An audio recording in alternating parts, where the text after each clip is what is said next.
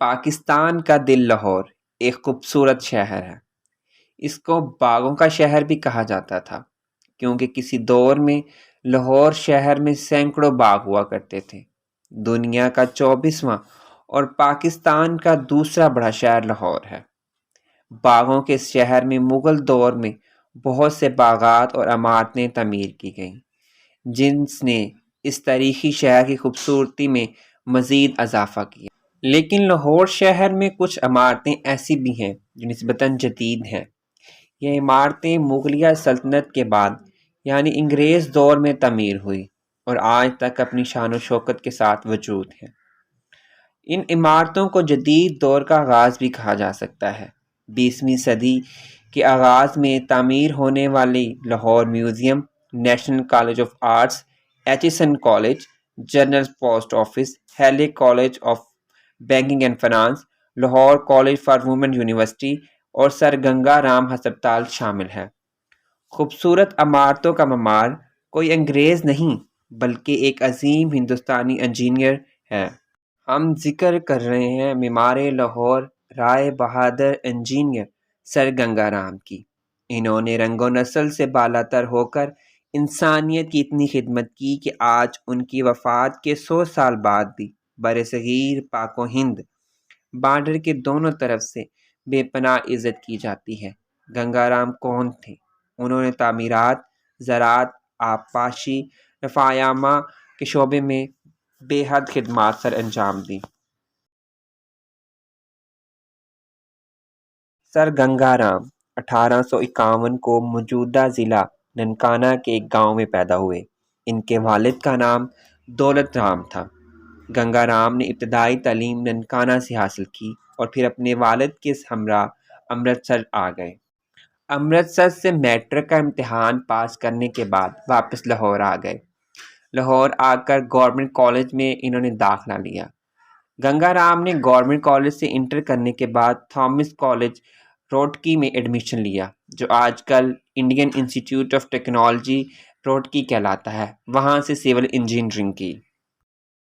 قیام پاکستان سے لے کر اب تک پنجاب کے حکمرانوں نے لاہور میں جو ترقیاتی کام کروائے وہ سر گنگا رام کے کیے گئے رفاہی کاموں کے عشرِ اشیر بھی نہیں ہے۔ بلا شبہ اس عہد کو سر گنگا رام کا دور کہا جا سکتا ہے۔ اس کے علاوہ انہوں نے پٹھان کوٹ اور امرتسر کے درمیان ریلوے ٹریک بچھایا، نیو ہاسپٹل لاہور میں پہلا جدید سینیٹیشن سسٹم اور واٹر ورکس کا نظام قائم کیا۔ اس کے علاوہ وہ لاہور میں سب سے پہلی جدید بستی ماڈل ٹاؤن بھی بنائی۔ گنگا رام نے ضلع لیل پور میں پچیانہ ریلوے اسٹیشن سے اپنے گاؤں گنگا پور تک لوہے کی پٹری بچھا کر اس پر گھوڑا ٹرین چلوائی، جو کچھ عرصے پہلے تک چل رہی تھی۔ سر گنگا رام نے اپنی زندگی میں حیرت انگیز تجربات کیے۔ انہوں نے کاشتکاری کے لیے حکومت سے ضلع منٹگمری، جو کہ موجودہ ضلع ساہیوال میں 50,000 ایکڑ زمین لیز پر لی۔ یہ تمام زمین ایک طرح صحرا کا منظر تھا، اس پر کسی قسم کی کوئی فصل نہیں اگ سکتی تھی۔ 1921 میں سر گنگا رام نے لاہور اندرون شہر میں انتہائی قیمتی زمین پر لوگوں کی فلاح و بہبود اور علاج و معالجے کے لیے عطیے کے طور پر گنگا رام ہاسپٹل بنایا۔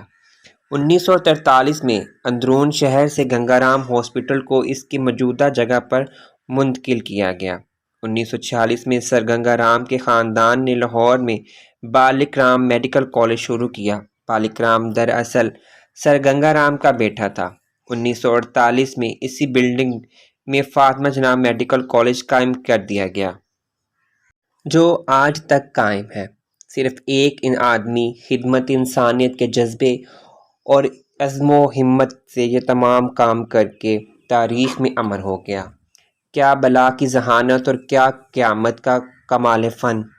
اس شخص کو خدا نے واقعی مختلف بنایا تھا۔ 1803 میں سر گنگا رام کو رائے بہادر کا خطاب دیا گیا۔ 1922 میں آپ کی خدمات کے پیش نظر آپ کو سر کے خطاب سے بھی نوازا گیا۔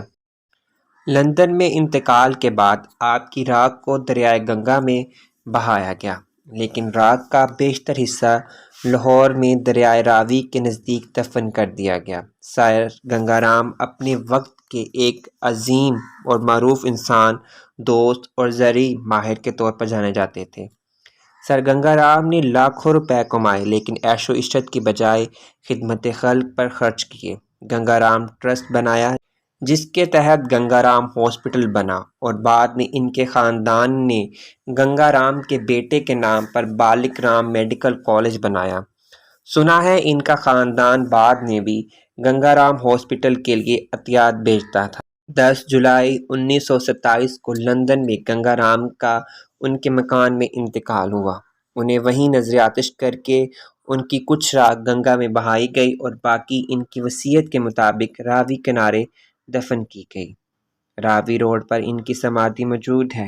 سر گنگا رام موجودہ پاکستان کے علاقے میں پیدا ہوئے اور اسی کی خاک میں مل گئے، لیکن ہم پنجاب کی اس عظیم فرزند اور لاہور کے محسن کو یاد کیوں نہیں کرتے؟ موجودہ بھارت کے کسی علاقے سے گنگا رام کا تعلق نہیں تھا، لیکن بھارتی حکومت نے ان کے اعزاز میں ڈاک جاری کیا۔ ہم نے گنگا رام کے پیسوں سے بنائے ہوئے میڈیکل کالج کا نام بدل کر فاطمہ جناح میڈیکل کالج رکھ دیا۔ گویا ہم اپنی مادر ملت کو خراج عقیدت بھی اپنے پلے سے ادا نہیں کر سکتے۔ سن آف سول کا نام ختم کر دیا گیا، لیکن کنگ ایڈورڈ، ملکہ وکٹوریہ کے ناموں پر اداروں کے نام بدلنے کی کسی کو جرأت نہیں۔